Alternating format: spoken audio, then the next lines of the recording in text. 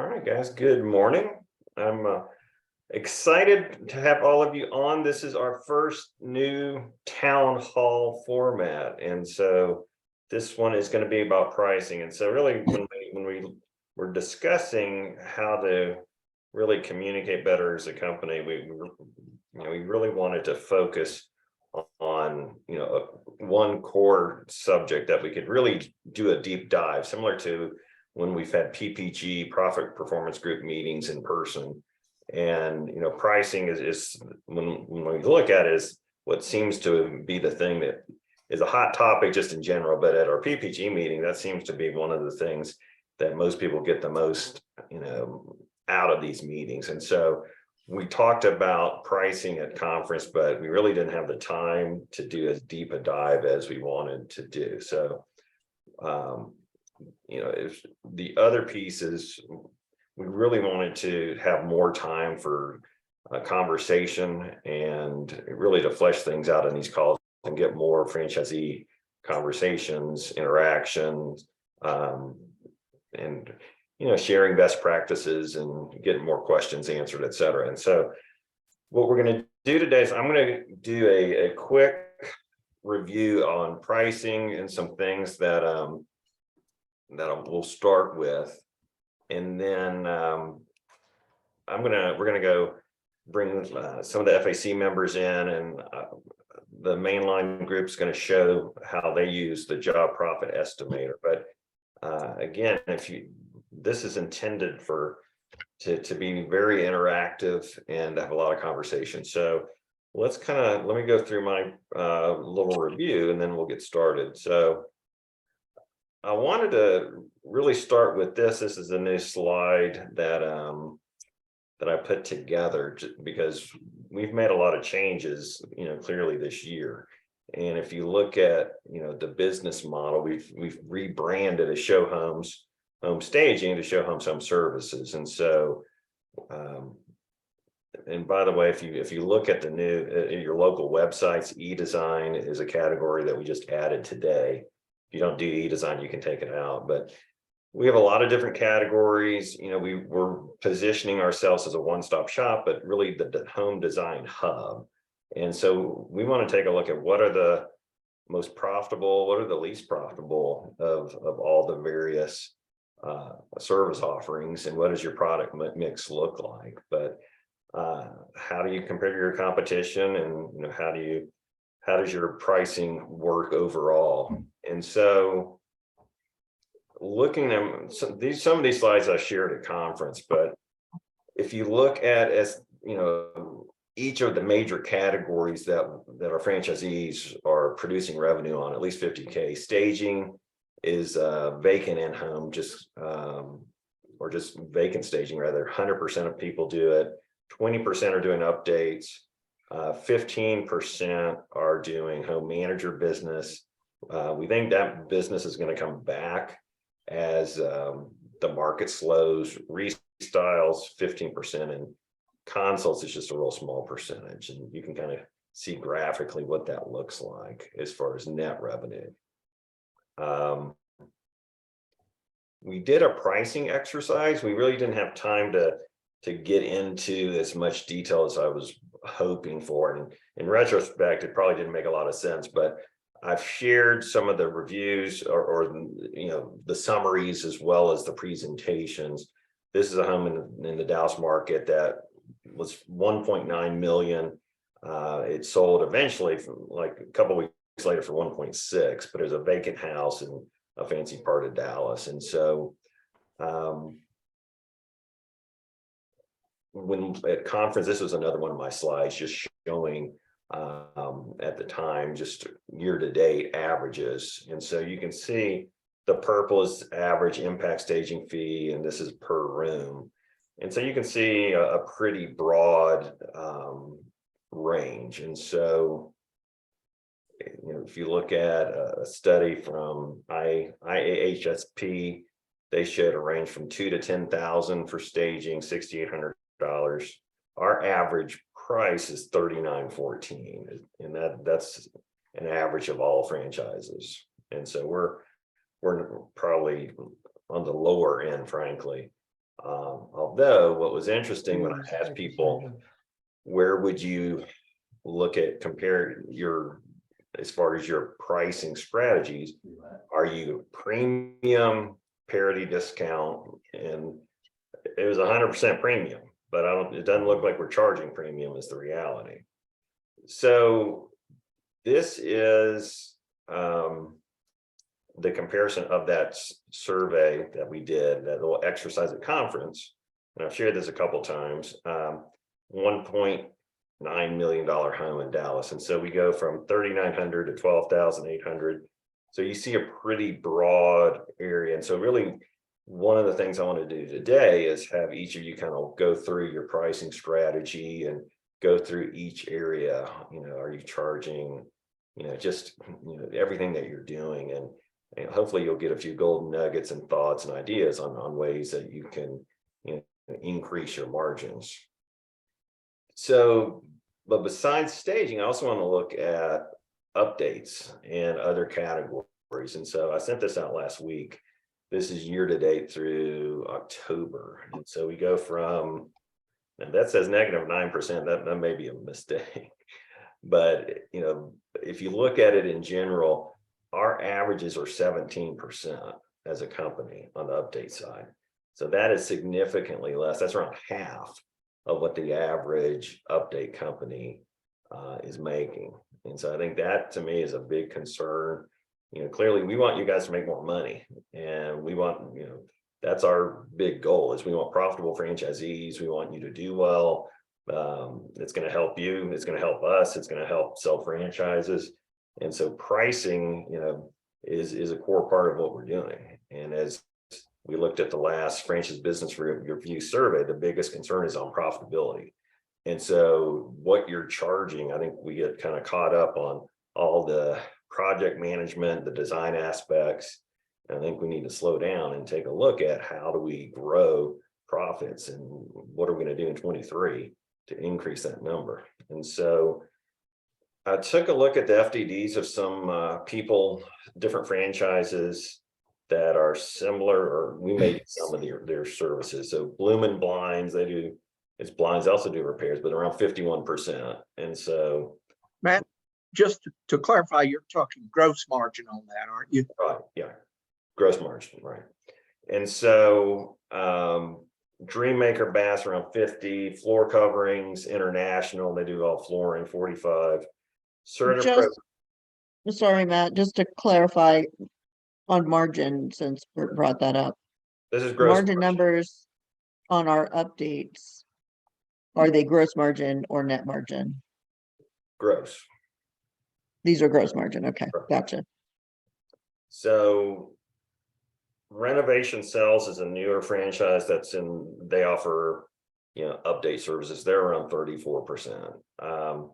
So I know we just rolled out, although some of you have been doing the window treatments recently, but we just did one with Tiger Window Fashions, and the profit margin there is huge. And so I think these are, as we look at this, I think we have to take a step back and take a look at all of our margins. And we're going to look at the job profit estimator in a second here. But, I think, the reality is we're focusing our efforts, honestly, on probably the least profitable business of all the things that we offer. So there's a company called Staging Studio. They do training. They posted an article trying to sell their services, but what they're pitching is a staging assistant. Stagers make around $20 an hour, but the real wealth is owning and operating a staging business, and that these on average are 20 to 30% margins. So I think that's one of the things we probably need to start spending more time on, just margins in general. And we've got Profit Keeper, a lot of different areas, but do we really know what our profits are per category? How are we priced? How are we compared to the competition?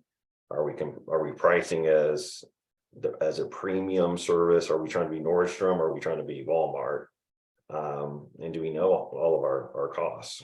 So I thought we could start, and one of the things I want to do is go through, and it's not a presentation without an Excel spreadsheet, but I'd like to, have each one of you kind of walk me through your staging fees. We'll go, if we have time, we'll go through all the categories, but I think if you had, one of the, your deliverables from this presentation, if you had an idea of what everyone is charging, it would be helpful.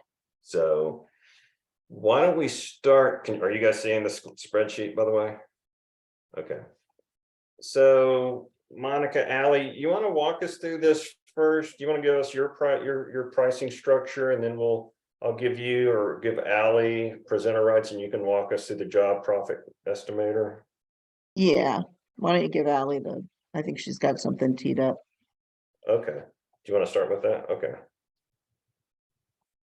So while I'm doing this,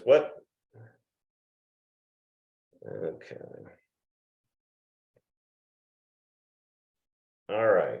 Matt, just for clarity, can you please tell us what kind of a staging this is? Is it an impact stage or a full home stage, and what price level home?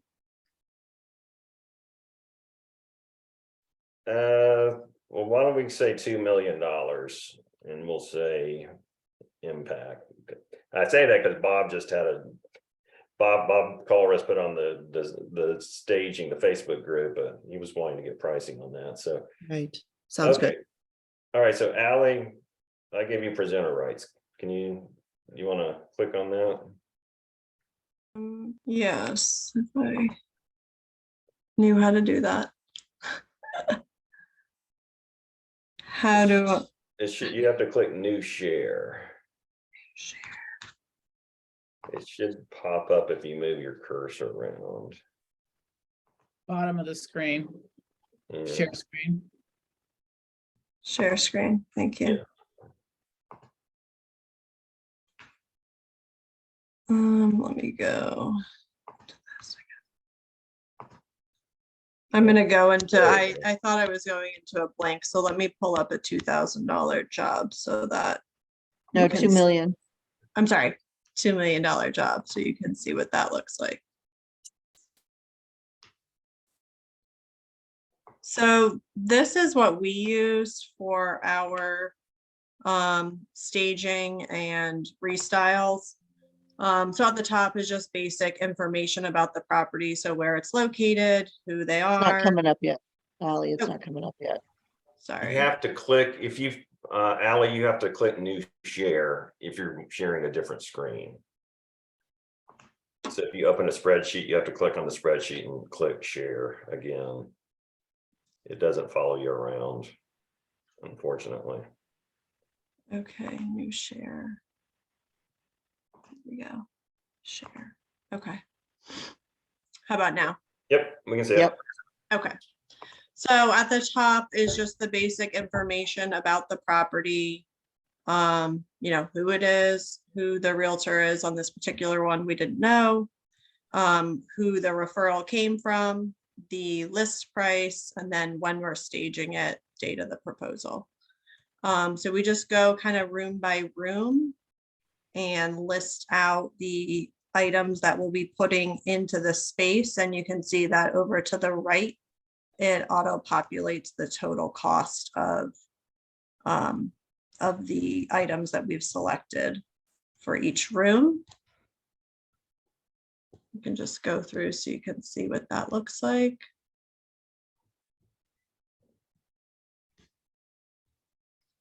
So just to be clear, so this is you use this same spreadsheet on every job and just change the Correct. categories? Okay. Yep, so- so we just have a blank and then I go through and fill it out and save it for each project. So So Allie, ahead. you do this before the proposal, or is this after you've? this is what I do before the proposal so that I can give an accurate price. Got it. So I'll go through and list each item that I'm going to be putting into this space. Let me get down to the bottom so it makes a little bit more sense as to what all this information is going to feed into. So once we get to the bottom, It's gonna tell me the total cost of all of the furniture that we're putting into the property.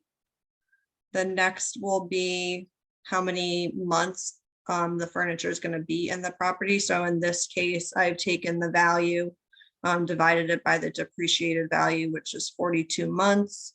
And I'm assuming it's going to be there for 3 months. So that's where we get that number. That gives us the cost of carry on the furniture. The next is what my cost is to move into the property, what the cost is to move out of the property. If we're offering to pay for photography, I put that in there so that we can make sure that we're charging the client for that. These are our corporate fees, so it's basically gonna pull this this $87.95. It's gonna pull my corporate fees from that, so I put 14% of the cost to the client is what I'm gonna be paying to corporate. And then the design fee, we use this actually in that list price, which was up at the top. This formula pulls from there, and I'm taking a percentage of the list price as my design fee. And all of that's gonna feed into this calculation, which tells me what the total cost of the job is. And then I can manipulate this cost to client to whatever I want it to be. So I could make it, if I want it to be, if I want it to be let's say I want it to be $10,000, that will automatically change my profit margin. This tells me my potential profit on the job. So I just, whatever I would like to make on the job, whatever my profit margin is that I'm targeting, I can change that accordingly. So I think it was at $87.95. So that was the profit on that particular job. And so I do this, once I've done this, then I can go into my proposal software and I list out the rooms that we're doing and I put the price. Hey, Ally, do you Mhm. use this? I think you two must both have systems. Ally, do you use this for owner occupieds as well? And if so, since you may be using a lot less furniture, how do you compensate for the time spent in each room? Do you charge a time hourly or, calculate the amount of time in that house? I usually still use that in the design fee. I pull it from the sale price or the list price of the property, because assuming on a larger home, it's going to take me more time. So therefore I charge a larger design fee. That's kind of how we got to that design fee formula. It was based on the list price of the home. And also, Lisa, we will charge more for the move in, move out because the whole crew's gonna be there longer, most likely, because they're gonna slow us down. Probably, those numbers would probably double for our, estimate. Yeah, where are your people costs in this? Are they just built into your? Yeah, so Yep. see this move in, move out. Since Monica and I are the design team, the design fee is technically Monica and myself's time, and then the move in, move out calculates the mover's time for Okay, so moving. and your stager's time as well? Yes, Stager's time Okay. is in the design fee. yep, the Okay. 1,600, Gotcha. yeah. Ally, how long does it take you to build out one of these estimates? Depending on the size of the job, anywhere from probably about 10 to 20 minutes, if that. It's not long. She'll usually do this, so that what's happened prior to sitting down at her computer to do this is she's had a conversation with the realtor or the homeowner, and she's either got photos of the property that we went in and took ourselves or that they have provided. I would say 90% of the time we've gone to look at the property just to get an idea of the volume of space, but maybe sometimes there's just not time to provide us the ability to go on site, so we do it from the photos that they send us. Okay, so you find the house. You put this together and then you do your proposify. Is that your Correct. step? Yep, Your that's the steps? step. And so is it okay? So what was the price that you, So Okay. I quoted on this job 87.95. And okay, this is a $1.6 million house, and this is for a 90-day stage. okay, so this is an actual house that you've pitched. Correct. Yep. So, and what And happened? we after you won pitched that this? bid. We won that bid. So when, Yes. what was it the same price or what happens Yes. when they want to haggle? Oh, Then there is no haggling. There's no haggling. It Well, I'm is, just this curious is the if they price. do, are you going back to this sheet and? Yes. Yes, if we're trying to haggle, then typically we would make, like I would just copy this sheet over and whatever I've changed from it. So at least I know what the original is. I'll just create a new sheet in this workbook. And because then this way too, it also allows us, if I was going to bid it as a full stage and impact, maybe I wanted to show them the option for the outdoor. So I'll usually just have different tabs for those options as well. So you're But not, if she's gonna reduce the price, then she's removing something from the original offer. It's not, you get the same bid quote for the same items. I think Yeah. that's one of the things that we did in the last, 2 or 3 years that transformed our business from a break-even business to a profitable business. Do you share these numbers with your client on the proposal? Only this 87.95, that's the only number that they will see. All of this other information is for us. Sure. And then usually if we were doing a monthly after that, we usually assume 30% of the total cost. So it would be 30% of the 87.95 would be the monthly rental fee after the 90 days. so what do you call this tool? Is it a job profit estimator or what do you guys call it internally? It's just a job cost is what we call it. Yeah, then- it was based off of Berg's job estimator. So we used the components that he had put in there, but we modified it for our personal, how we bill for things and it represents our cost. And it really was a way for Ally and I to communicate about what's happening on different projects. Because I didn't always know what she bid and how that related to what we actually spent to get the job. Does Ally, this have the square footage anywhere mentioned, the square footage of the place?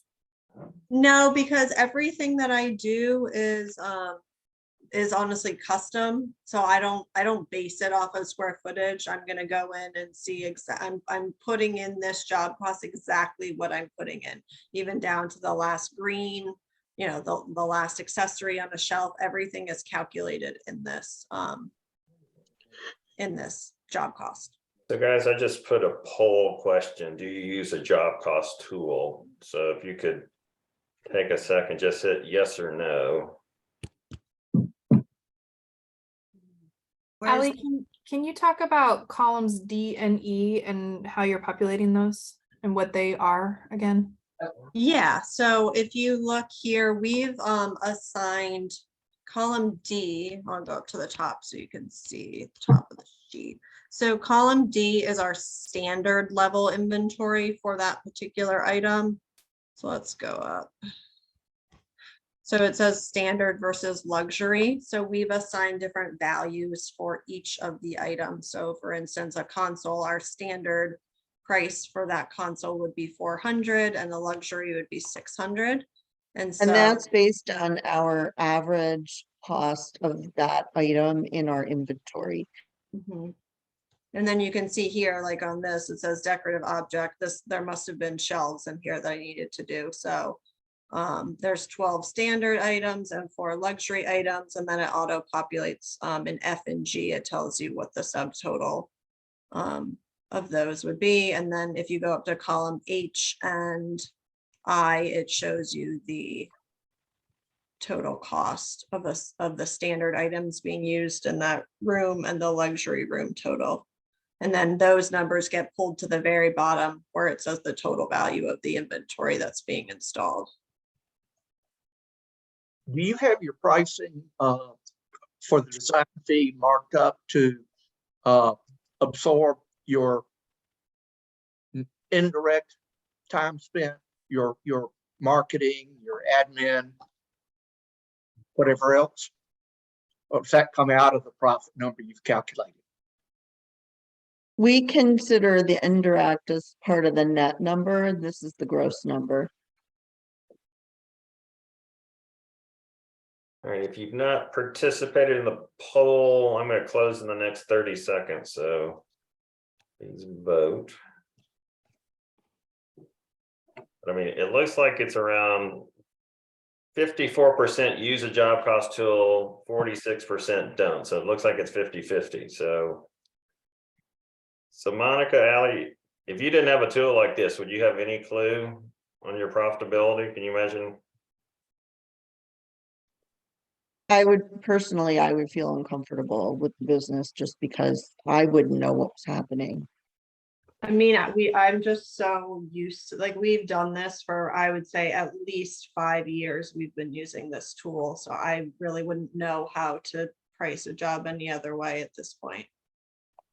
When we originally designed this tool, the purpose of it was to train a salesperson to be able to come up with a price that we could all feel comfortable with, rather than the salesperson having to constantly come back to us and ask for a price. When we started, that's what the salesperson was doing, and they were angry because when they lost bids, they blamed us, that it was our fault that our prices were too high. That's why they lost the business. And we felt that we needed to be able to identify to them, no, our price is what it is because that's based on what we need to make a profit. Yeah, and so you could easily add a commission down here in the bottom that you could, add to your total cost for the job cost, which we did have at one point. And I believe we were basing that just based on what, if it was a percentage of the cost of the client was the commission. So there's definitely ways that you can adapt this to your business if you have other fees associated with the job. So you guys may have already answered this because I had to step out and open the door. Costs like overhead costs, like, the cost of your storage, your warehouse or whatever, cost of a vehicle, all that stuff are those things built into your furniture costs and that's how it's covered? Or is that separate? Or how do you compensate for that? No, so some of it is separate and some of it is built in from what you just described. So the truck is built in. Yeah, Because so when you the look at, truck, yeah, go ahead. see this $200 in here, that covers the cost of the fuel and the quote unquote rental of the truck for that day. Sure. Okay. And same But the here. rest of those, we consider overhead costs as part of, it's an indirect cost and we don't factor that in. That's kind of why this is a little, this particular example is a little skewed. So you can see on that line profit margin, so we have a target between 20 and 35%. If we had no relationship with this person, it would be closer to 35%. But because it came in from one of our best agents as a referral, because this is a builder and we wanted to win their business, that's why the margin was closer to 26%. And that 26% is probably the floor of where we can be and still make money on the project. And The way also, that we make more money is it's good for 90 days, but it sells faster. We obviously get a better margin. In this particular example, they purchased most of the furniture, so we made money on that. But the relationship, and that's why we collect it, is another reason that we might skew that margin calculation. So, And I missed that. This is good for 90 days. yes, this is 90 days. Okay, got it. So for those who've joined after we got started, I see Brian Thomas driving. Brian, don't have a wreck. And then Liliana and I'm not. Tampa. Yeah, keep your eyes on the road. Anyway, what we're covering, and you can look at the recording later, is there's a Show Homes Mainline has a job cost estimator that they use on every job, and they're walking Okay. us through it. And so we did a poll saying, asking the question, do you use a job cost estimator, yes or no? So, Yes. so Brian, you use one? Do you have like a Well, spreadsheet? I used one from our early training that was shared when Lynn conducted the training, and I kind of got to a range that I based my numbers on. But to be honest, I need to be better at using the estimator every time. I just kind of plug in what I know what my hours are with my moves, and based on scale of stage, I up it by a percentage. But I don't actively use the cost estimator every time, which I probably should. And Liliana, how about you? Do you have something like this that you use? Not really. The reason being, we kind of doing the other way around because the competition, we have a Dwell that has the partners, they own furnishing business and everything else. So in order to stay in business, we know how much others charges and try to stay within that amount. So I would like to build like this the cost, but it's the majority of the staging are standard, the living, dining, family. So more or less the cost should be the same. So we don't do new buildings. We don't have any client as a new buildings. So I don't know if I answered your question. So I know I have to stay within a certain amount if I want to get any job. Okay. So Lynn, since you talked to all the franchisees, do you have any feedback on using a tool like this, and just in general, just guidance? Well, Lynn the nag, I nag my franchisees all the time to use something so they know that they're profitable. Otherwise, the job's just not worth doing. I always say, if you're not making any money, you just have a hobby. So how many of your jobs are hobbies? But I think 50-50 is probably a good number of my franchisees who use a tool, mostly the job cost calculator and FranMan. Matt, So I have a question to the group, and that is, does anyone have a minimum that they won't go below, a floor that they won't go below? Absolutely. Yeah, Yes. I think most people do have a minimum. we used to when business was good. Now that it's really slow, we take a lot more than we would Well, normally. what are your minimums then? Well, Cobb has a minimum now. We're so excited. We didn't have one before. We were just hungry and we're just like, forget it. If we don't get the job, we just don't get the job. But our minimum now is 2,500. Okay. Ours used to be 3,000. Mine is 3,000. Mine's 35. Ours is 3,200. Mine's 3,000. Mine's 3,500. Yeah, mine's 3,300. Hey, Matt, I wanted to just make a comment that I've taken Ally and Monica's tool here, and we're making some adjustments for our own business. But the thing that I really love about it that maybe isn't as critical to them, but is becoming more critical to us, is we have 2 new salespeople. And this takes so much of the guesswork out of doing the quote. Whereas my quote sheet, Chris and I know by heart, we know how to use it, our old one, but with new sales reps, then Chris or I have to still do the quotes for them. So it's very time consuming. So this tool is amazing because there's no question, right? It's based on the amount of furniture you're putting in the house, and that's all they're going to be able to put in the house. And I love the comment you made, Ally, about, or maybe Monica, about putting a commission in here, because we are going to be commission based. So we would be able to put the commission here and see the profitability. But you know, some of our average costs are different on furniture and that sort of thing. So we are modifying it, but I think it'll take a lot more of the guesswork out of it.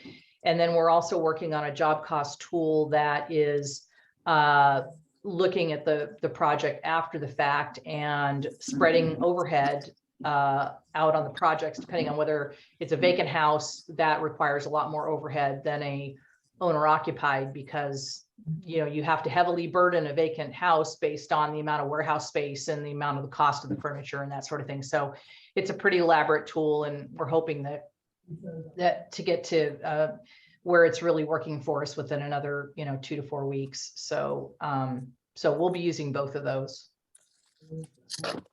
Yeah, when I think of someone not using this, it reminds me walking through someone's warehouse and asking, do you have an inventory system, or are you tracking your inventory? And they say, it's all right here. It's all in my head, which there's no way.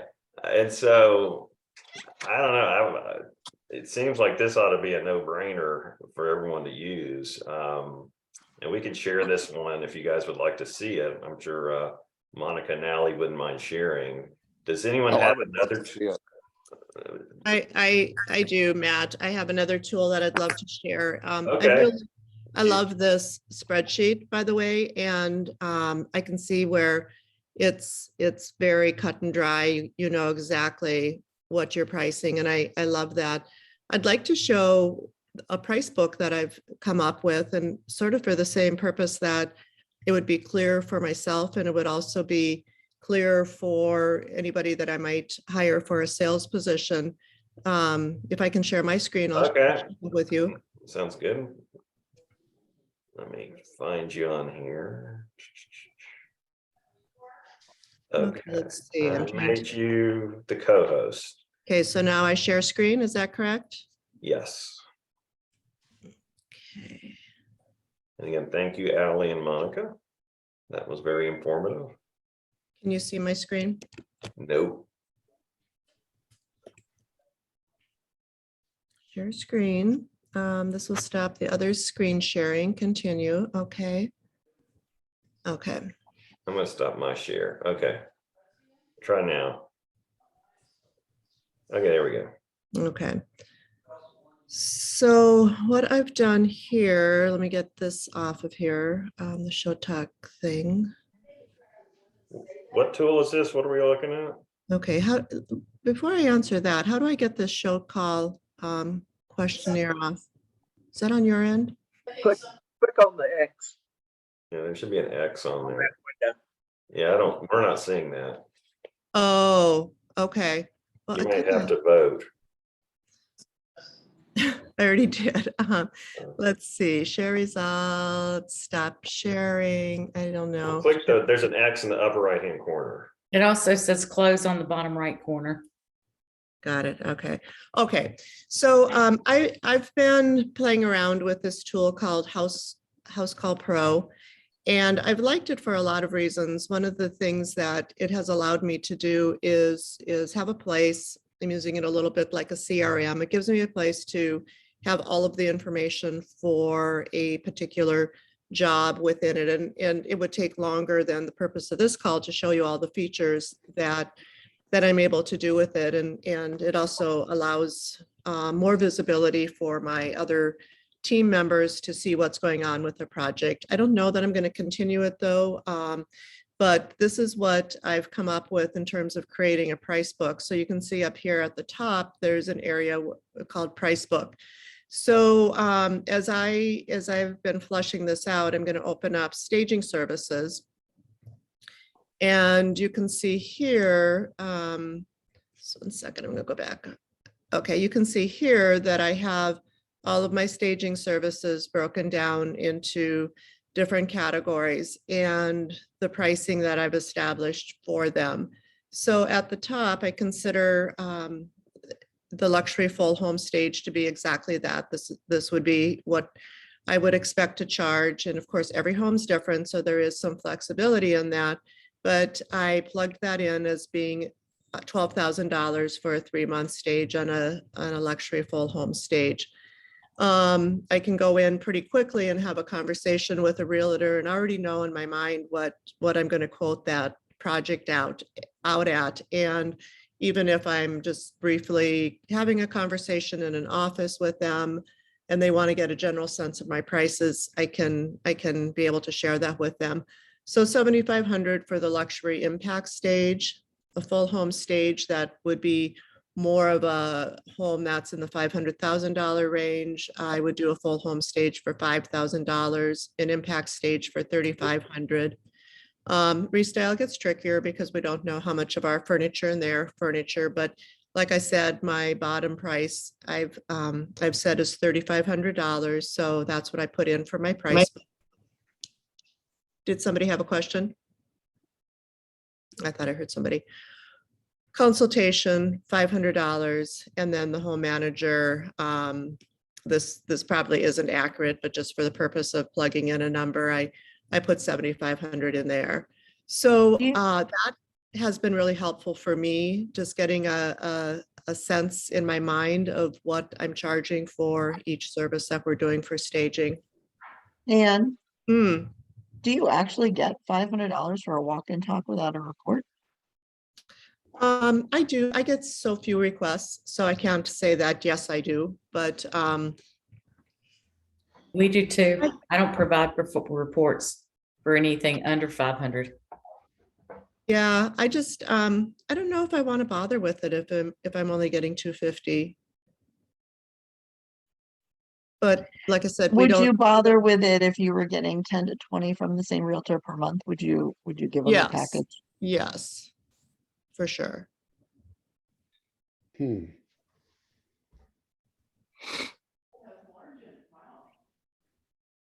then I have started to set pricing up for some of our other services, like updates and so forth. But again, there's so many other variables when we're talking about an update service. You know, the carpet. Is this your House Pro? Pardon me? Is this House Pro? This is House Call Pro. That's not House. This is a It's different not, product. okay, because I have a House Pro and I was like, I've never seen this. Okay. Okay, no. It is Okay. different. I know they sound similar. Okay. So that's what I've been doing, but I do like the spreadsheet that Mainline has developed. I think it's much more direct in everything. This is maybe a little more of a visual tool to, I can create proposals out of here too. And then shoot them over to the client and they can, they can get the description of what I'm saying.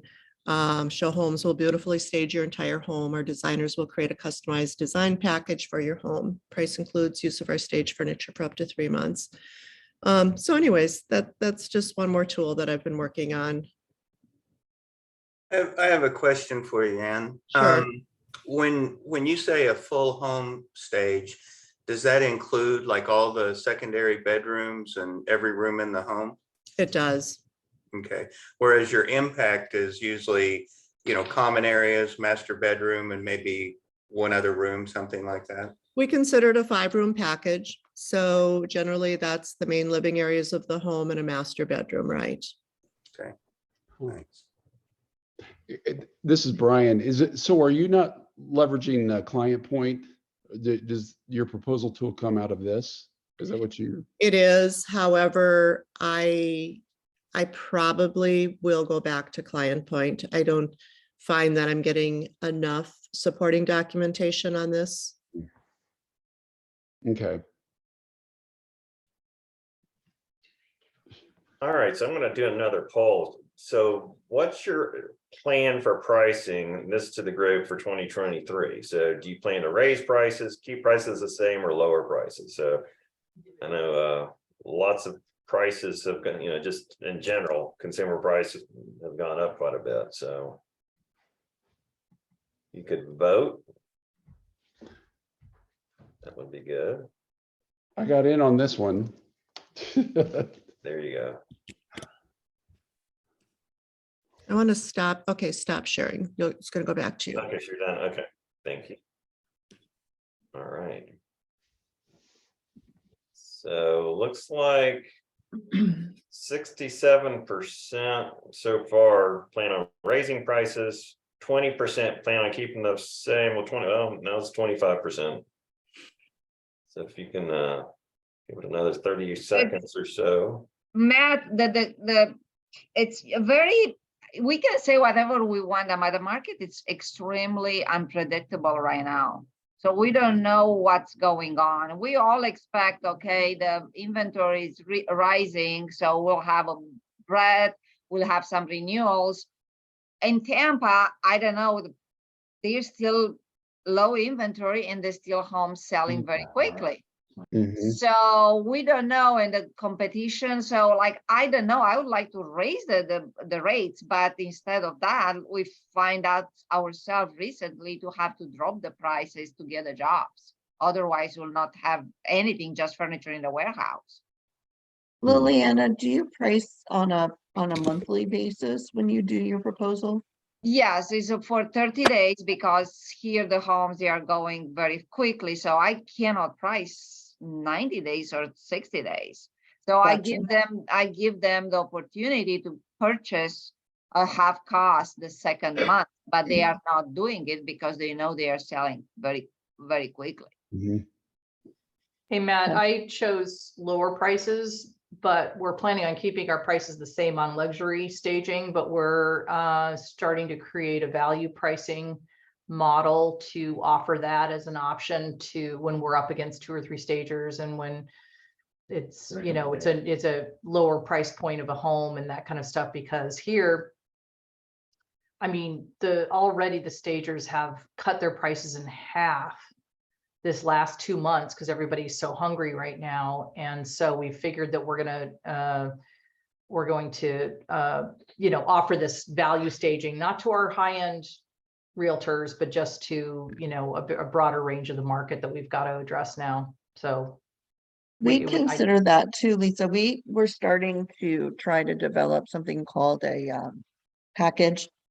We were going to do like a one cost package, and we were even going to isolate the materials that we plan to use. And we were building the collateral around that, I think probably at the beginning of 2020.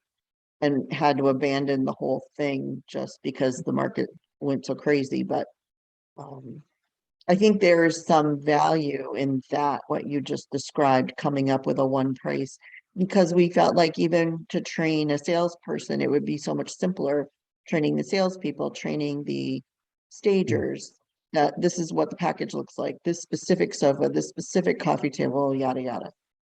Yeah, but with that, like you said, we have to segregate the furnishings for the value staging. We have to find ways to pack faster, to do less hours in the house, you know, because we have to still make a decent margin on the value staging, even though we're giving, you know, it's going to be probably 20 to 25% less than our luxury staging. So there's a lot that goes with that for sure. I would put some, I don't know, kind of fencing around it too, and just say there are no substitutions, there's no redesign. I mean, like, it is what it is. It's a one shot, you're getting value, but you're also not getting as much time in the home. You're not getting any customization, and you can't make any changes once we've installed. Monica, we tried to do this and it was a nightmare in the warehouse with who's going to pick up, like Lisa was saying, who's going to pick up what, and in the end cost us more because we had furniture that we consider luxury sitting on the side, and we didn't have on the value, and we had to purchase on the end. Cash flow wise, we got hurt. So it sounds good on the paper, but when you need something, guess what? Everyone goes to the shelf where it's like a nice accessories that cost much more and put it on this house. Otherwise, Agreed. you Yep. have two types of company to do this. And in the end, the time you do this, plus the moving cost that is more or less the same, I don't know if it's worth it. So we tried to do it, but we gave up pretty quickly.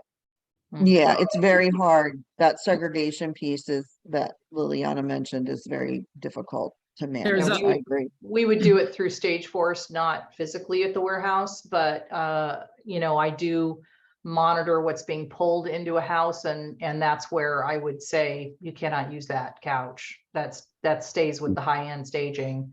And you're right, you never know the mix, but it would be our choice. If we ran out of value couches, we could use a high-end couch if we wanted to, you know, if we had to.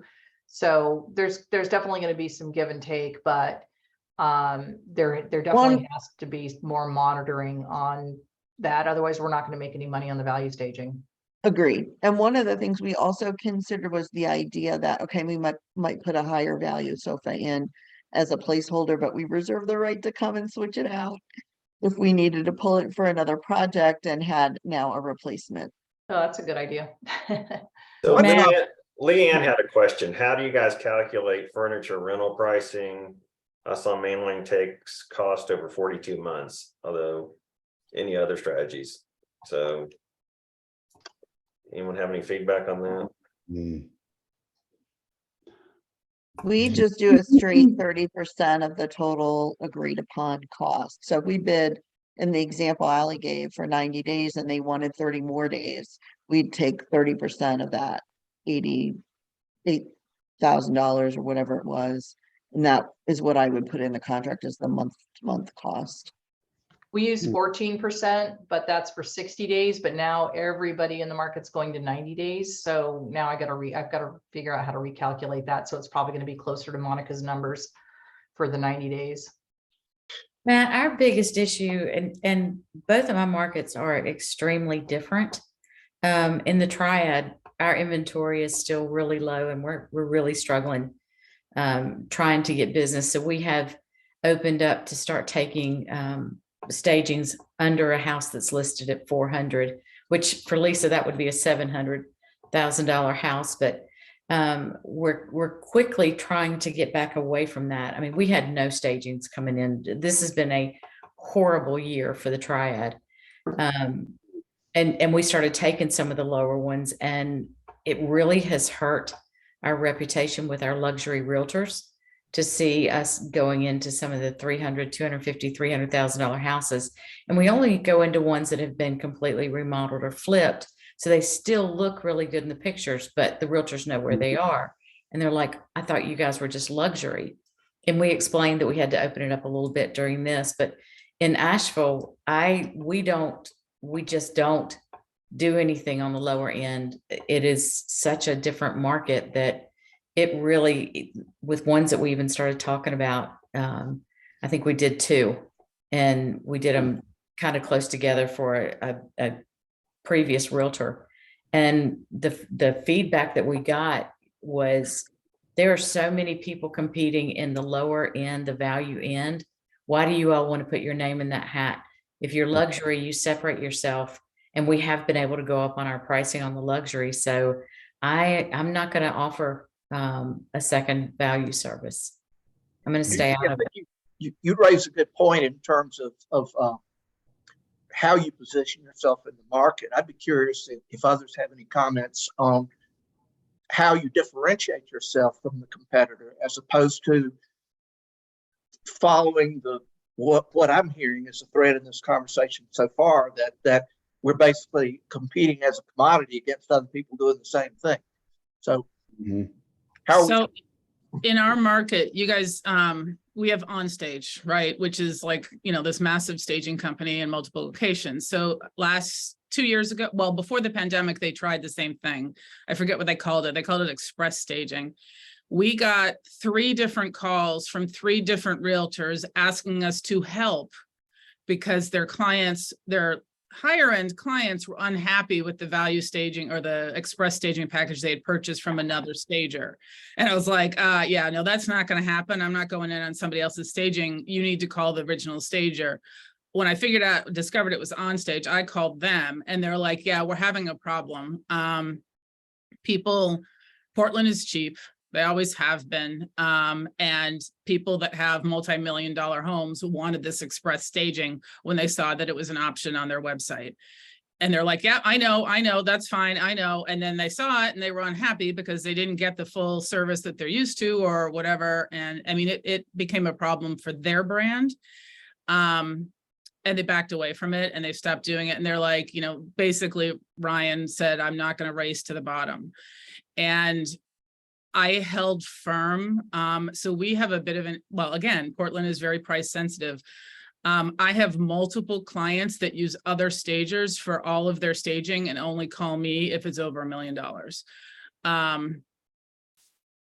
I don't stage anywhere near the number of homes that I might have in the beginning, I should say, but I'm getting better homes, and I slowly but surely building that brand to the point where now my show homes gets mentioned in this whole list of Spade and Archer, On Stage, Tiffany Home Design. Like, we're in that same group now. And it's taken 5 years to get there.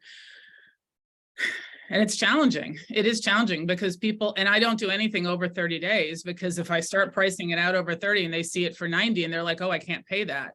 So I do it for 30 and they're like, oh, my house will sell. And then they end up paying it anyway, but when it doesn't, but.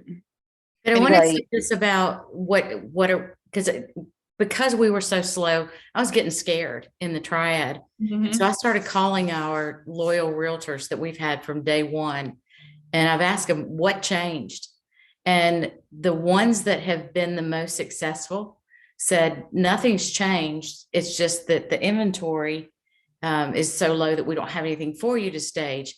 But their recommendation, all 8, I called 8 in 1 week, and all 8 of them said the same thing to me. Stay the course, hold your brand, because the realtors and the stagers that are compromising the integrity of their brands are falling out like flies in 2023.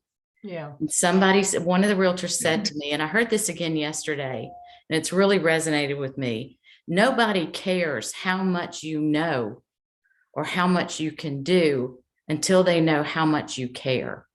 And if they think you're in there just for the dollar and you don't care, you're not going to win either way. So I agree with Nancy and Catherine about compromising our brand as a high-end stager. We definitely don't want to do that. That's always been our goal, is to push up. But I have been getting tired of losing deals, and then we go back and look at the pictures and it's really bad staging or very mediocre staging for what we would have done for $500 or $1,000 more. And so we are offering the value staging as an alternative for a less expensive price, but for still beautiful luxury looking staging. We just would use a console table instead of a dresser. We would not put a bench at the end of the bed. We would use smaller nightstands, less expensive lamps. So we went and did a photo shoot to show before and after, or not before and afters, but value and luxury staging of a bedroom and of a family room, so that they could see that the value is a little smaller scale, a little less expensive, but still gorgeous. And that the bedroom is, you know, a little smaller scale, a little less furniture, but still gorgeous. Because I want to make the point that if you hire us for our value staging, it's still going to look really, really good, as opposed to hiring Sally Stager that does horrible work. And so there's, you know, if you look at both of our photos, they both look gorgeous. So that's really more the market we're going towards, is, you know, less can be still okay, so can still be good. Our values. Yes, I would agree with pricing at Lisa. 1,500. I can't compete with that. I I can't would compete with say 1,500. for our market, we look at the whole package. So we might play with terms instead of price in order to meet someone's needs. Similar to what other people have said in terms of, okay, I can't do that for 60 days, but I can do it for 45 days, or I can do it for 30 days, or I could do that price, but I need to remove this item. Or sometimes we, for our repeat customers that we're comfortable with, we'll say, all right, what we're going to do is we're going to charge you the setup fee now, and the rest is due at closing, and the price just accrues. So I'm not getting that monthly rental in my pocket every month, but at closing, I'm going to get the amount that was due for the number of days beyond the original term that they had agreed to. And I find that definitely helps people feel more comfortable with not going out of pocket. Yeah, Nancy, I'm not talking about meeting the So, $1,600 price. Marissa- I'm talking about the argument to pay 2,500 instead of 1,600, but it's not our $4,000 staging. It's Sure. our 2,500 or $3,000 staging, and it's going to look way better than the $1,600 staging. You still have to convince them to pay more and to have Yeah. that you're worth the value of charging more. I get it. So. Lisa, I have a question. Lisa, are you going to have a limit on the price of the home as to what you would offer this value staging? Yes.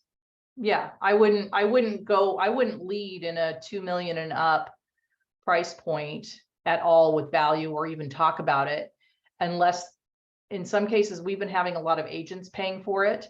And so they're going with the cheapest stager, even if it's a $3-4 million house.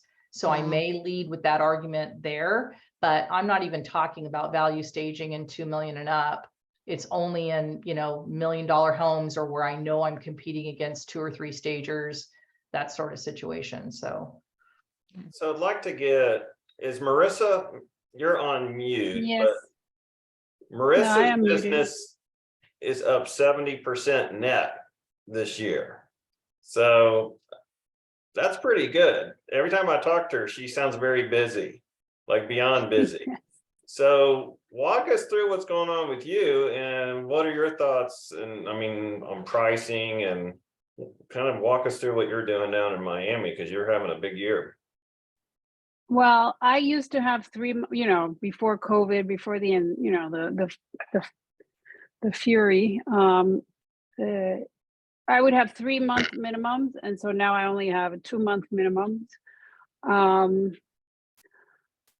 I do a lot of social media work. I do a lot of, I get a lot of leads from Google, but I also find it's a lot of repeat business. The same realtors over and over again, and realtors that are paying for the staging themselves. So I have, a handful of realtors, Compass Concierge. I get a lot of Compass Concierge business, and I just got one through Angie's Leads. If you're part of Angie's Leads, then you can qualify for being in Real Vitalize, which is part of Coldwell Banker, which is like a whole other, real estate firm. So, I've only got, that was one job, but that was $10,000, but I think it's going to help my business. What is the Revitalized? I am a part of Angie Leads. What is that within Angie Leads? You have to be an Angie's Lead to qualify, right? To be accepted, to be part of. Can I jump in and explain? Yes, you probably explain it better than you probably know it better than me, Liliana. They told me you were doing it. Yes, this is a Coldwell Banker program, and we do our mostly we do a lot of upgrades because of this. I think 90% of our upgrades are coming from Revitalized. So the Coldwell Banker agents, they have an agreement with Angelis, so they can professionally prepare the homes for sale, and the payment gets out of the closing. So how that works right now, they have, and they have to, the Angelis has to qualify the vendors. So you have their form, so you have to just ask your best Coldwell Banker agent to put you in contact with who is in Revitalize Angie account manager. So that person will send you the application. So you have to submit the insurance and all this stuff. So they approve you as a vendor for them.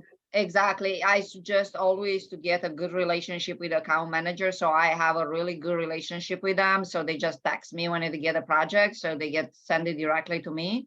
And the reason is because they prefer to work with me because we do everything. Otherwise, they have to go to one staging company and one flooring and one painting. So they prefer to have one person to talk with instead to have several companies to do that. So this is the reason I'm getting most of the jobs from them. Great. Thank you for explaining that.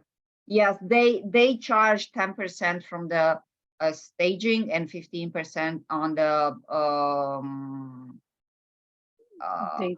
update. So that is a drawback. So you still have to be competitive, but you have to make sure that you cover that. So they don't give you full money, full amount. Right. Awesome. Yes. So anything else, Marissa, just on pricing? I just think I think what happens when you do beautiful work, like the word gets out there. So I feel like my work only improves over time, and I have a great team. And I think when you do a great job, other people, other realtors see it. So then, you know, they're going to call you when they have a project. So. And you're using one I of the think- virtual assistants, right? Yes, I'm using Yokely. So because I have a virtual assistant doing my proposal, doing my agreements, I'm able to sell more, you know, spend more time focusing on sales. I've gotten really good at not going to the properties if I don't have to, especially if it's an apartment or a condo, especially with realtors I have a good relationship with. I just get them or their assistants to send me videos. So I say like on Friday, yeah. So like, for example, last Friday, I was supposed to go see a condo and it was going to be, you know, my territory is bigger now. So it was, and it was going to be a 45-minute drive, you know, on a good day. And the realtor's assistant wanted to reschedule. I said, listen, why don't you just send me a video like you did last time? So she sent me a video. So on Friday, I basically got half my day back because it was going to be 45 minutes there, 45 minutes back, an hour. You know, I saved 3 hours just because I didn't get in my car and go drive to see an apartment, which I really didn't need to see. And the realtor, which is my contact person, wasn't going to be there anyway. So I'm just trying to get smarter with my time. So what I do with it. good information. So yeah, last week the Gullivers joined me at a franchise broker event in Las Vegas, and they were talking a lot about their VA. And Lisa, Chris, you guys were saying they spent a lot of time on spreadsheet work, and they've done a lot of, you know, help. But I mean, it seems like they could do some of these proposals, or not only proposals, but some of these spreadsheets as far as the job costs as well, if you're wanting to get that done. So do you want to touch on what they're doing for you? Just because I think it is kind of ties into all of this. Yeah, he. For me? Oh, okay. Well, no, I was going to go to Lisa real quick. Oh, okay, good. Yeah, he has an amazing skill level with spreadsheets, which to me was really important when we hired the VA, when we chose which VA we wanted, but I had no idea I would have him doing so much of that. But between the job cost, the job overhead project, he's doing a lot of Stage Force work for us, cleanup in Stage Force. And I would like him to learn Client Point so he can do that for us as well. But the majority of what he also is doing is freeing up Chris so that Chris can do more sales work. So he used to spend a lot of time on the back office. So Diego's doing a lot of the back office and the invoicing and things like that. And I'm teaching him right now how to do my update invoicing, because that is a huge amount of time for me. Just, you know, figuring out, you know, the purchases and the charges and what we budgeted and all that kind of stuff. So he'll be a great help there as well. So, you know, they're sitting at their desk all day so that you don't have to. So we need to keep going, but I will just say, yeah, we use Yokely. I've not heard anyone who used Yokely who didn't rave about them, frankly. So that's been one of the big things we've talked about forever is, you know, having understaffed locations. So if they could do some of the basic work to give you more time on revenue generating activities, I think that's maybe as you start thinking about 2023, that's one of the things you look at. Okay, so we only have around 15-20 minutes left. So I'm going to do one last poll because I am curious. You know, we spent all this time talking about staging, which is great, but we are Show Homes Home Services now. So what other services do you want to focus on in 2023? I know, you know, the Gullivers were saying home managers are picking up, you know, as the market starts to slow. Are there areas that you, and you can click on multiple things here. So where do you see yourself? Things you want to focus on next year. So if you could click on that, let's take a minute or two to go through it. And then I want to maybe go around the room and y'all can give me some feedback on why you think you want to focus on those areas.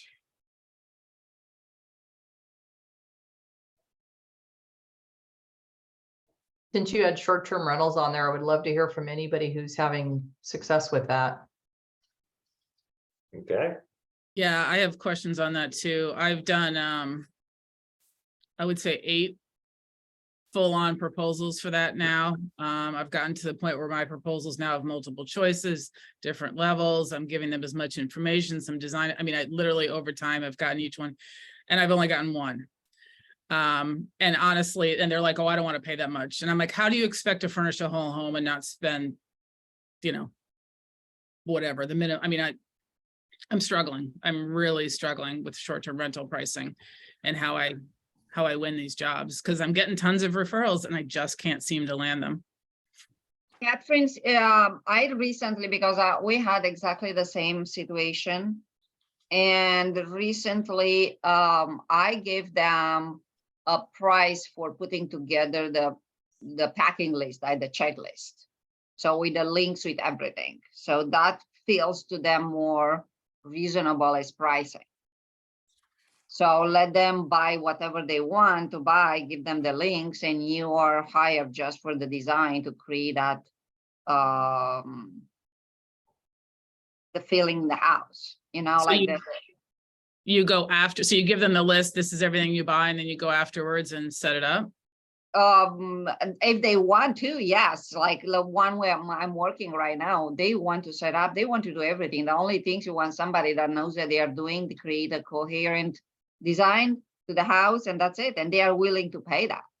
I lost most, like we got in the way that I'm not doing any more estimates if they don't pay us, because we give them the estimate line item and after they disappear, they don't answer any more the calls. Yeah, I'm just giving them total numbers, not all the breakdown for that very reason, because we did get burned on the first one. Yeah, I asked them, I know we asked them money. So if you want that, you give me the money because you already have the blueprint to do this. So if you work with us, I discount that from the total, but otherwise I expect you to pay this and explain them what. And the last time I find this way to talk to them and looks like they are interested to do this rather than anything else. So it's just a thought. Catherine? Oh, sorry. No, go ahead. So Catherine, when you do those, because we've started proposing more and more, and we're starting to actually win the proposals. We've got one right now that someone, we staged a condo, completely staged it. The owners want to buy everything in it, but they wanted it newer than what our stuff is. So I'm not going to give them a direct link for them to get. I'm doing it through Side Door, through Audra's staging. So if you do it through Side Door, you can set the price to whatever you want to, or go with the price that they've got, and then they just send you the profits. The clients don't know that you're on the back end of that, but they see us on the front end, and they like the fact that we are letting them go on this manufacturer and shop or this one, but it's all through Side Door, so you're still protected and still get your pricing. Can you explain what Side Door is for those who haven't heard of it? Side Door is, if anybody's heard of Juniper Market, Side Door is a lot like that, but this is through Audra's. You get special pricing by going through Audra's e-training, e-design training. And so with Side Door, you go in and they have a ton of vendors, manufacturers that are in this list. And so you can go on and source the products on there and tag it, and it sends a link. You can send the link to your client so they can go in there and see everything that you've selected, and they can select on what they want to purchase, and Side Door handles the rest of it. So it takes all of that legwork out of it for you. So have you generated any revenue out of this? Yes. Like how much? Well, it depends. Like there's some like Lexington Home Brands or Hooker, or Caracol, any of those vendors, they have an established price that you can't go under. But you can go, like they have an IMAP price, which is an internet price, or they have the MSRP, which is the highest price that someone is going to pay for something. So anywhere between that IMAP and the MSRP, you can set your pricing. Some of the things, it can be 50 to 60% profit margin on. Like one of the tables that I proposed in this package this morning, the table, we bought it from another staging company going out of business in Asheville. And she didn't know that you could buy wholesale. This designer that was doing the staging, she's been buying retail for 4 years. This table came from Restoration Hardware. It's a $4,000 table, but I can get it through Side Door for $1,875 or $1,860. And the IMAP on it is $4,300. All right, so I want to go through the poll results. So number one, at 56% of you, it's home managers. Home updates, interior design, 50% of you want to go after. Restyle, short-term rentals at 44%, and e-design is at 38%.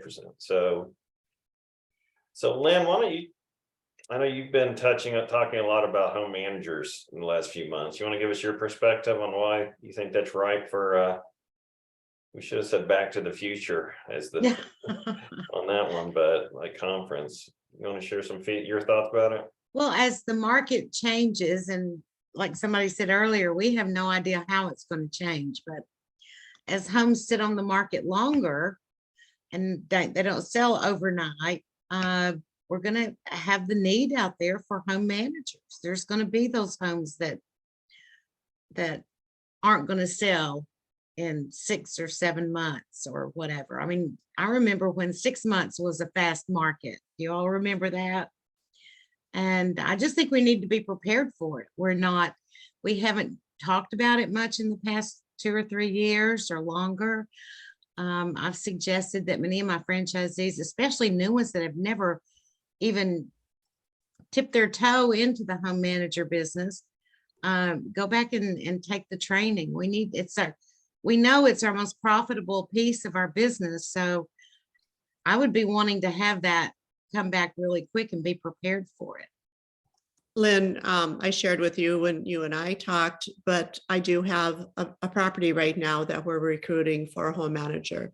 They called us. It was a real estate company that knew that we did a lot of that back in the day, and so they were the ones really pursuing it. And I expect Ted and I will fill that position. We staged it about a week and a half ago, but they're getting really good reports on their open houses now since it's been staged. I'm kind of hoping it's going to sell. But if anybody wants to, if any of the new people or anybody would like to talk to me about it, I've done a lot of home management. We've personally and you know, having this in our program for quite a number of years and everything. So I'm happy to share our perspective on it. So when we started, you know, I guess, I mean, there's two pieces. There's getting the house, then getting the home manager. And it used to be, you know, rentals, you know, the rentals network got a lot of them. And I know some people had Craigslist. I'm just wondering, recruiting, we haven't really talked about it in a while. I mean, I would think there could be additional recruiting resources we don't know anything about. Has anyone found any resources for recruiting? And I don't know. I mean, I know we can send emails, and you know, I see Nancy put stuff on social, but you know, getting a good qualified person is important. But seems like there could be some opportunities and some new sources we don't know about that could be a good fit. Well, before the conditions happened that kind of took that piece of our business away, it was pretty much referrals, realtor referrals, that was bringing us our home managers. So, you know, you're right. We need to look and see if there are some other resources, but I think rentals had pretty much gone away. We need to find where people are searching when they're looking for short-term housing. So I've Uh, had a couple of local people suggest, and I haven't looked into it yet. I don't know if anybody else has, the traveling nurses program. That they come into areas for 3 months at a time or something, and their housing is covered and they need it to be fully furnished and ready for them. And some of my best houses, and I have one home manager contract I need a home manager for, and another one coming in almost the same neighborhood, are steps to a local hospital. So I think it might be an option. I just haven't done it yet. I don't know if anybody else has. Well, that has been Clients did. discussed and the challenge would be, they know their term. They know I'm going to be there 18 months. I'm going to be there 9 months. And, you know, are they going to be willing to move? So that seemed to be in the discussion I was in, the challenge. But, you know, I mean, there's all these things we can look into. But I the had last good we luck. did it, it was realtor referrals that was bringing us our home manager. So just getting the word out there to the realtors. And I'm sorry, I heard somebody else. That was Pratt, I think.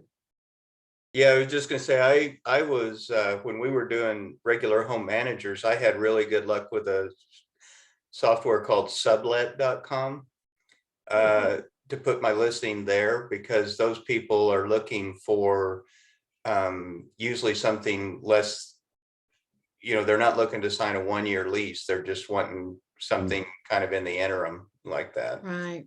But yeah, traveling nurses is, the hospitals are a really good source.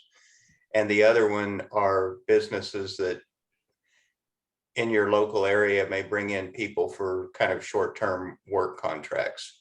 So of course, down here in Houston, that sometimes would be the oil business. But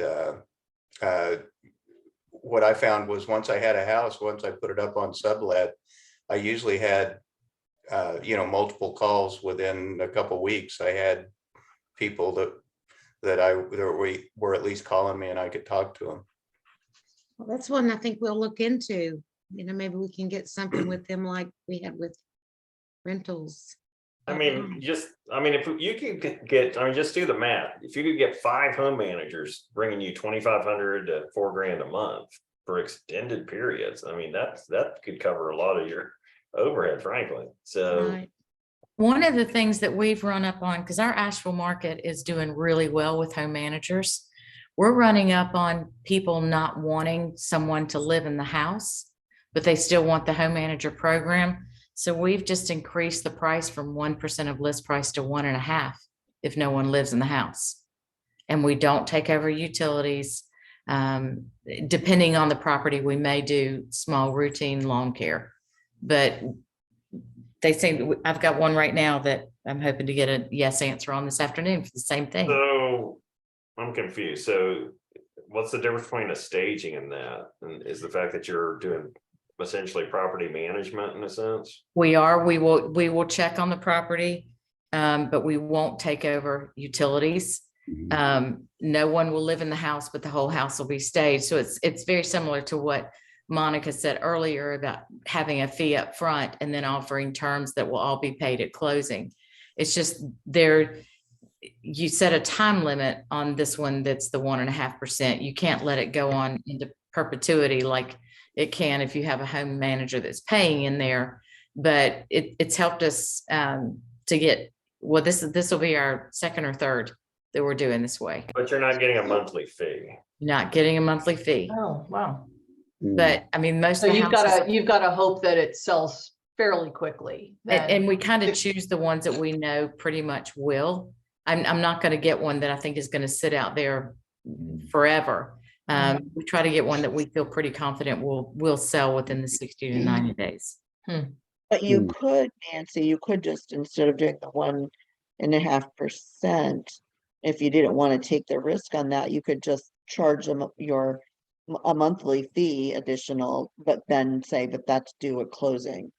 True. And that may be a better way to go. Kind of interesting idea. I mean, if because it seems like is the home manager in the house an issue that you've had to overcome? Yeah. With people. So That is.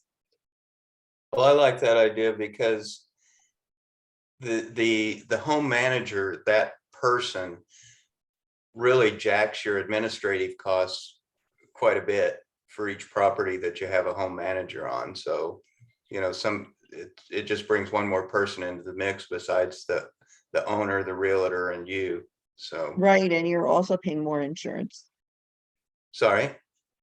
I believe you're also paying more insurance to corporate. if Well, you're- yeah, you're paying more insurance. And of course, you're exposing yourself to other issues, you know, one bad showing and everybody's down on you.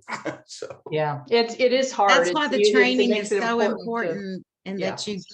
that you get the right person. We're Yeah, not a screening. rental company and Yeah, they have to screening be, screening is critical for sure. and training and oversight. But we get, you know, so much more money monthly from a home manager than we can for a monthly fee here in San Diego. So it's just the profit is such a great argument for any additional administrative time, any additional hassle.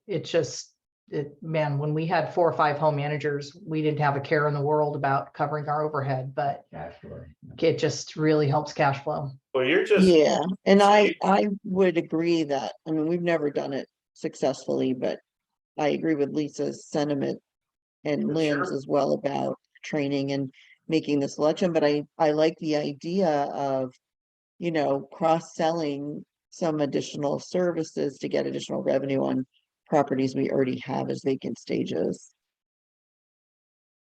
Awesome. Well, we're running out of time. I did want to cover one last thing. If you can see my screen, so it's just updates and profitability on here. And so I would just, you know, I think we've talked about minimums that you want to charge and minimum margins as far as staging. I don't know, when I look at this, updates are a lot of work, are they not? Just the project management aspect. If you're making under 15%, is it even worth doing, frankly? I mean, what is, you know, if competitors are charging in the mid 30s to, you know, to low 40s. So I'm just, unless this data is wrong, I'm just going to ask you. What Ours is wrong. Mine's wrong. Mine's wrong. Okay, well, this is from the royalty report, so you may want Well, to. let me rephrase that. It's not wrong in numbers. We are actually having to sue a painter that we fired and trying to recoup some money back from him. Well, then so Nancy, what are your normal margins then? Anywhere from 23 to 26%. Okay. Who else wants to share what their margins or their goals or net minimums? So our goal is 30. And I think that the difference represents the mishandling of change orders and or something that Nancy alluded to where your sub doesn't deliver quality the client was looking for, and you've got to go back and redo some work. So what we need to do in our location is figure out how better to identify either, you know, making sure that we're covered for change orders and or have some type of a reserve calculation in there so that our margins are higher than that 18% that we're realizing. Monica, that contractor agreement that has come out, I think that's going to be a game changer for us in 2023 because the contractors are going to know that we are holding them accountable. And that's what happened with us is we didn't have a way to hold these 2 individuals accountable. One was for health reasons and the other one was just stupidity. But I think having the contractor agreement signed in 2023, that's my goal. And nothing happens now without a change order. I don't care how small. Yeah, I could see that being the case.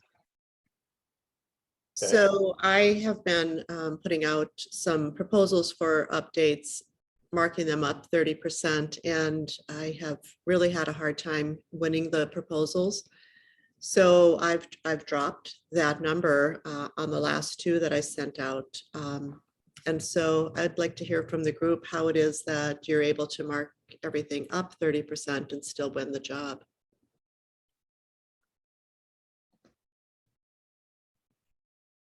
I mean, for us, Nancy? people are coming to us from You have any internal feedback? referrals. I think the thing, and that is going to speak to that, it depends on the service that you're providing.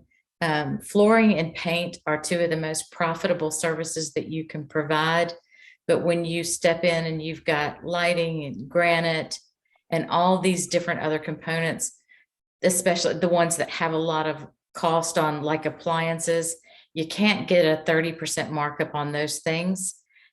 We typically can get between 15 and 20% on appliances and lighting, unless I'm dealing directly with the manufacturer. And that is my goal for 2023.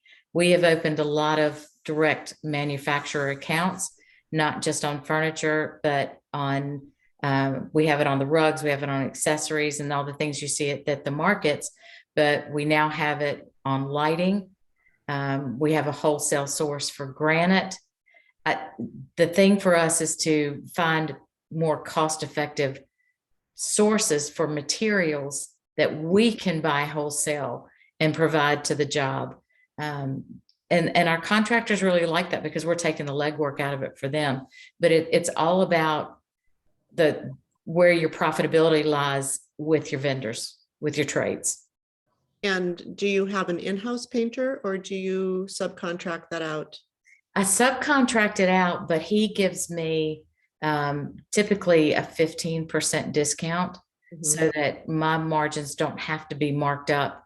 A lot of my clients, I've started adopting what Laura Lee was doing on the, not so much on the update side, but on the lighting side, doing a cost plus 40%. And then you're done with it. It's very transparent and my clients like that a lot. But every single one of my trades, my flooring, my painters, all of my installers that bid on a job for us have to give us a minimum of a 10 to 20% discount or we won't work with you. And they know we're very loyal to them if they do. But if you get them to give you a discount prior to you taking and having to quote your job, then your number's only coming in anywhere from 10 to 15% higher than they would have to pay if they did it on their own, but you're doing all the design and legwork for them. And that's why we win so many. We just signed one last night for $130,000 in the Triad. Wow. Hallelujah. So Leanne, do you want to touch on Tiger Window Fashions? You shared that you did an e-design and I think you said your window treatment without install was more profitable than the whole e-design, correct? Yeah, so Laura Lee had mentioned it kind of in an offhand comment at conference, and so I jotted it down and signed up with them because we've gotten a few clients over the years that are, moving into a new home and they need blinds, and I've referred them off to like Budget Blinds or something like that. And I thought, well, maybe I should stop doing that. So we had a client who was an e-design client. She was moving into a new construction home. And then she came and asked me who the source was that I'd mentioned for blinds. And I was like, oh, it's me. So I just went to her house and measured, it was 12 windows. So it took me, an hour or two based on just drive time and my time there.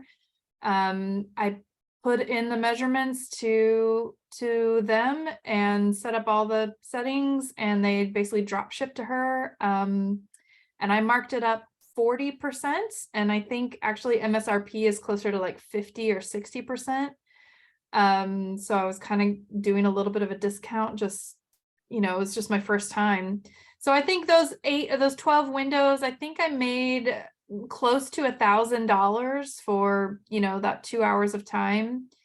And it wasn't even the whole house. So, I'm just thinking, gosh, if I could get like a whole house or do any of the more luxury automated systems that they offer, there's a lot of potential there.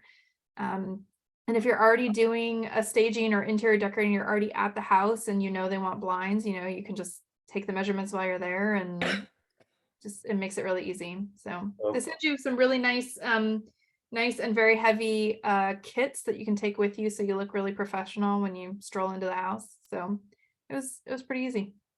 So I talked to this guy at Tiger, I mean, and he's saying their companies that get 75% or higher margins. The profitability in window treatments is insane. So if Crazy. you haven't signed up for Tiger, I would definitely do it. I think that's an area, I'm just thinking if I was in your shoes, if I'm thinking of things I could do next year, I would hit that hard. And I think we probably want to look at expanding that to whether Hunter Douglas, whoever the guy players are in that space, because that just seems like free money. Yeah.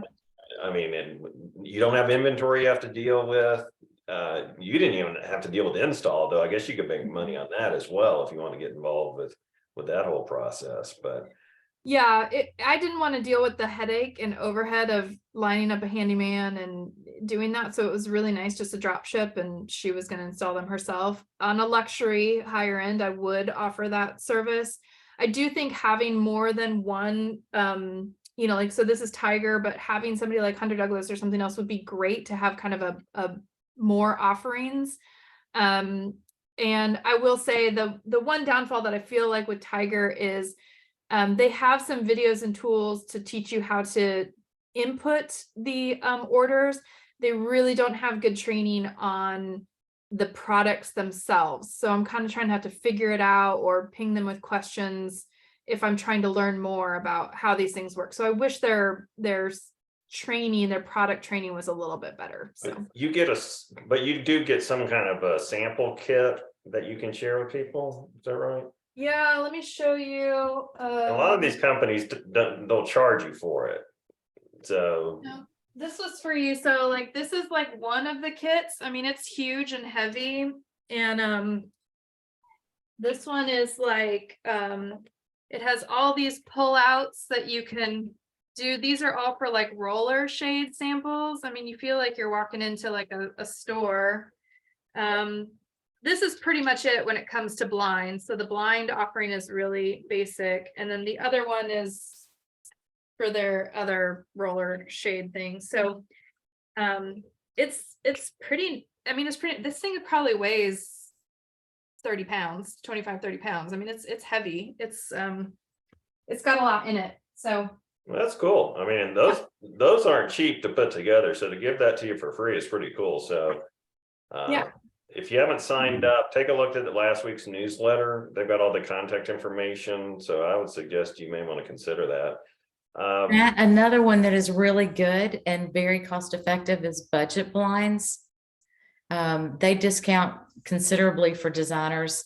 They give you the kits, but they also have their own installers. So they measure, they do the installation. They have a lot of the Hunter Douglas products with the roller shades and the blinds, Roman shades. I would strongly suggest looking into them too, because once they measure, it's off your plate. But they're a franchise. Would we make as much if we did it with them? I've made good money on them. Oh, okay. So flooring. So we've talked, Chris Gulliver, I haven't heard from you. We've heard the other one, your other partner / wife. You guys are the kings and queens of flooring. So is that's still, I mean, you've made 120,000 in profit. I would think a large percentage of that's flooring, correct, this year? You guys are muted. Okay, there you go. Yeah, it's always been a good update for us. It's fairly simple, flooring and paint. And if you've got some good painters you can use, that's the key. Flooring, same way, if you have good installers and you can get the product, at a really good price, it's been really good for us, and it's kind of an easy sell. We have a talk track that we use selling it. So it's always been a good and kind of simple, straightforward update service for you. And what kind of profit margins do you guys target on that kind of stuff? Yeah, I think we can target a little higher on flooring, especially like 40%.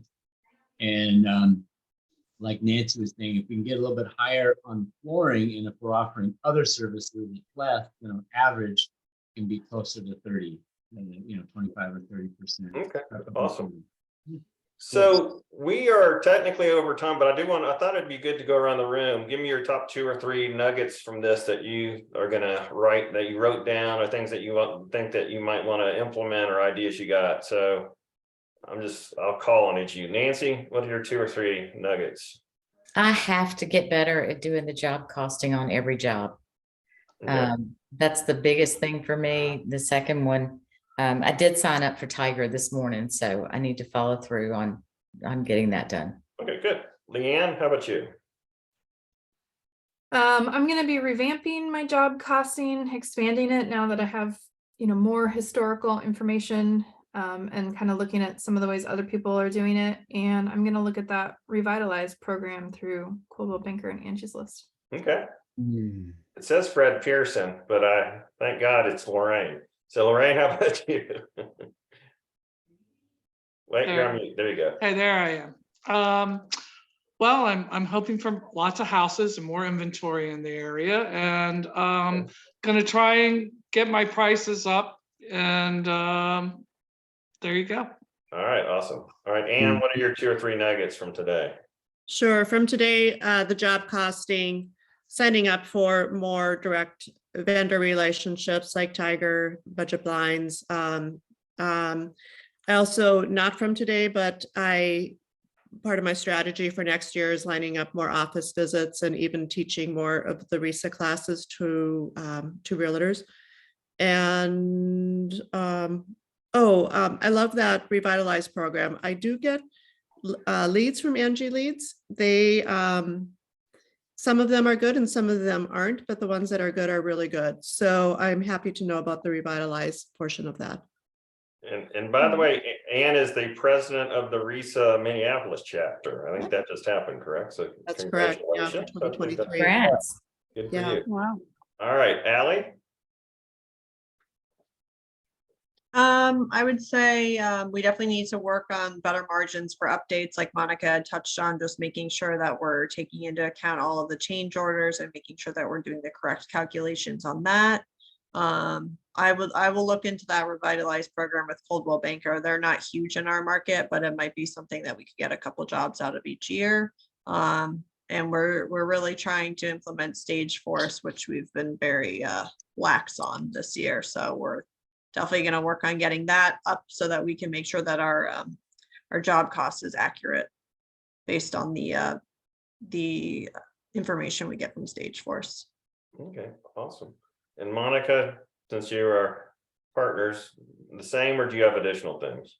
The only additional thing would be to do some more advertising around window coverings, but Allie's not the window covering person, that's me. So that would put me to work a little bit more. And I think that's something I could contribute. Okay, awesome. Laura, how about you? Laura Landesman? You're on mute. There Hi you go. there. Okay. I also want to make sure I teach more RISA classes this year to get my name out in front of more realtors, because I raised my prices this year and it's been a tough year to do that.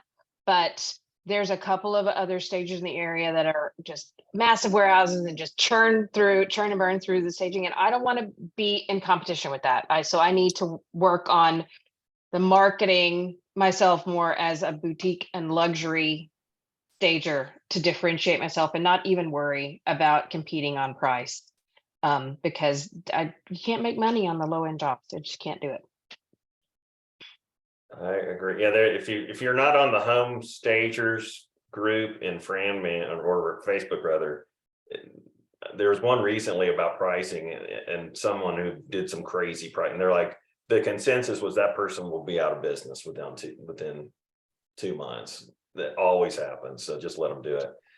So Bob, you apparently are at the beach. So Bob is sunning him. There you go. I like it. So Bob, always fun at the beach. Always at the beach. 2 or 3 takeaways. Well, I've heard of that Revitalize program before, and I've always wanted to look into that. My big thing is I'm finally going to focus on higher end properties. Get out. Good for you.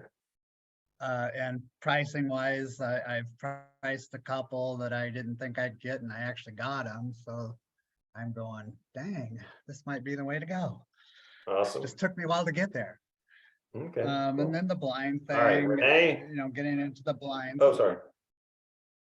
Just getting the blinds into that end of it. And then I still am trying to get myself to go for that e-design program.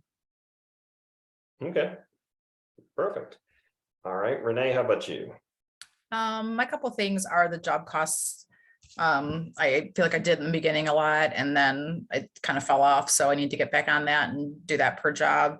And then just the home managers be more comfortable talking about it, probably retake my training and stuff like that. So the updates, get better at my margin. Those margins on mine aren't closed out yet because they're just never ending. Dan told me your profit wasn't in there, so It's not. So It's not. Yeah. They're just never ending and awful. So we're gonna leave it at that. So that's not true as at the moment, but it'll be closed out soon. By the way, my daughter's just getting the beginning touches, taste of winter in Ann Arbor. So Oh yeah. It's fun. yeah, Yeah, it's not, Yeah. yeah, it's nothing yet. yeah, that's why I keep telling her. Chris Gulliver, how about you? You're on mute. Yeah, okay, so yeah, for us, we're gonna do a big push on home manager staging. I have a goal of, we have a second home available. My goal is to get another home manager by the end of the year, so fingers crossed on that, and then add more as we go along. And then, yeah, you know, along the lines of these programs that realtors offer, like Revitalize, Zoomkatha, Concierge, we're approved for all of those, but we've never really marketed it to the realtors. So each broker has their own, you know, version of this. So our we're gonna market that to our office presentations. And then we're Client Point. I've been using Client Point for a while, but we're going to roll that out to our two sales reps and our VA to be able to help us get proposals out. So that's a big push for next year. So by the way, the Gullivers took a group of us to see one of their stagings when we were in San Diego, you know, end of July. And the home, gorgeous home, but it's super expensive in a lower priced area. But it's also, it needs like, is it $200,000 worth of landscaping that they're not spending money on?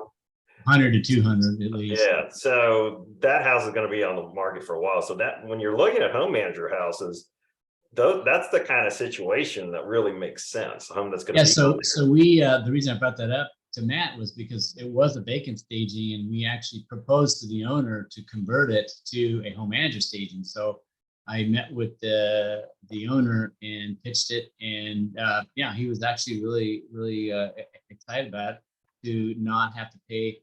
I think he was paying $750 a month in monthly fees. I offered to stage it because he had already paid all of the staging fees up front, but I offered to you know, stage another room in the house and then take off, you know, his monthly fees, and yeah, he was all for it. So that's to me pretty clever to think about. Can you switch someone if they're tired of paying? And so you could take a look at what you've got if you have a long-term deal. So Catherine, so how about you? Your nuggets today? So as I mentioned, I'm kind of struggling with the short-term rental and winning some of those bids. So got some great ideas from Nancy and Liliana on that one, and using some of my e-design tools for that. Also the idea of using sublet.com. Like Chris, I also have an empty vacant or whatever, the home manager home that I need to fill. Blah. So I want to get that done. And we have another one coming in January. So I obviously want to get ahead of that. And then, yeah, I do want to revisit my pricing calculation. I have it broken down now from what I've done in the past into a ballpark that I can easily quote over the phone to avoid having to go out to homes that only want to pay $1,000 for, you know, a 6,000 square foot home worth of staging. But I think I might go back to some more detailed work and make sure that these are profitable jobs, particularly the vacant staging. So. Good. All right, Pratt, how about you? You're on mute. Yeah. There you One go. of the things I picked up was, I've had on my list since conference, was to talk a little bit more to you folks who are using Yoakley. And just from what I heard today, I'm gonna move that up on my priority, give them a call and see what they can do to help us out. The other thing I appreciate being able to see the spreadsheets of how people are doing it, because we have our own. And if there's any, best practices there I can adapt to improve mine, we'll do so. Those are kind of the two big things I'm taking away from this call. Okay, good. All right, Yasmin, how about you in Denver? There you go. Same here with, me and Renee, we've talked about it. I mean, we start this big remodels and update projects, and then the charges start changing, the products start changing, the contractors. I mean, it's a nonstop making sure that you do a good job cost estimator and what is going to be the revenue on that, the profit on that job.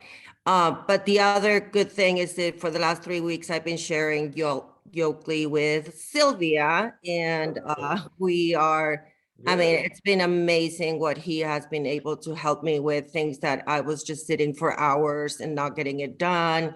And now I'm having the time to sell a little bit more and prepare for the beginning of the year with the home manager program, because I can see that here in Denver coming soon. It's happening already. The houses are going to start sitting. So get very well more educated, like Lynn said, to be ready, because when we present this to the realtors, we have to be really, really accurate to what we are going to present and what we're going to sell them on that program. So that's what I need to do.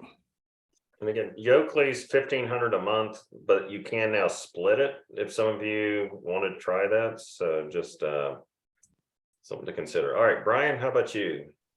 And you're on mute. Matt, let me jump in while Yeah, go with ahead. the Yoakley thing. They will allow you to split it, but they will only want one billing. Oh, okay. I didn't Like know. Sylvia's being billed and Yasmin is paying Sylvia.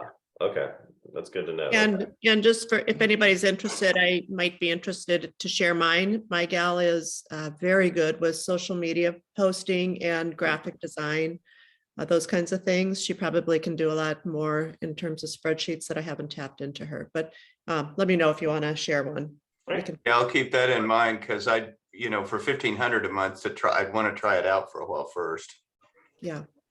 I think they may have a 30-day trial. That you Yeah, can- they'll give you a trial. Yeah, or Brad. maybe it's a week. Anyway, so but yeah, they'll do some kind of trial. All right, Brian, how about you? Right. I like the Yoakley thing too. That's something I might split with somebody. That would be good. For job costing, I think for 2022, that's a big learning for me. Some of the jobs and projects I got into, you walk into it with the belief that you've kind of got your costs covered. And I think that I need to get better at having that as a priority.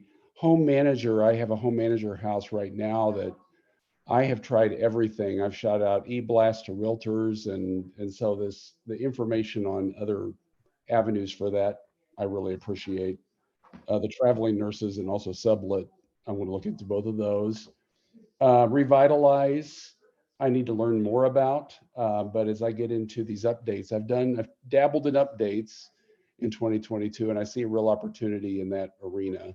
I've got one proposal out right now where the update's going to occur, and it gives me time to plan my stage out in January. So hopefully, I think again, it's the right vendors or the right contractors. I've got some good in paint, not so good in electrical, and just trying to work on those margins, but right, all good.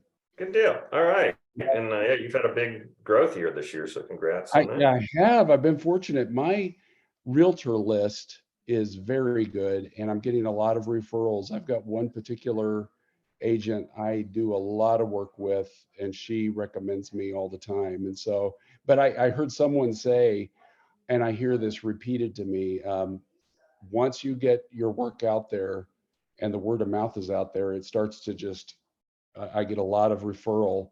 And I'm also seeing in the Kansas City market, a lot of the Sally stagers that I was dealing with are no longer around. And maybe I stand out because I'm the only guy that shows up, but I've had, I'm seeing some, the traffic. By the way, Brian is super hardcore on Emma, so. I love him. So if you, and I suggest if you want to get on his list, and I think maybe that'd be good for all you guys to get on each other's so you can get ideas, so. Yeah, but I'll put it out there.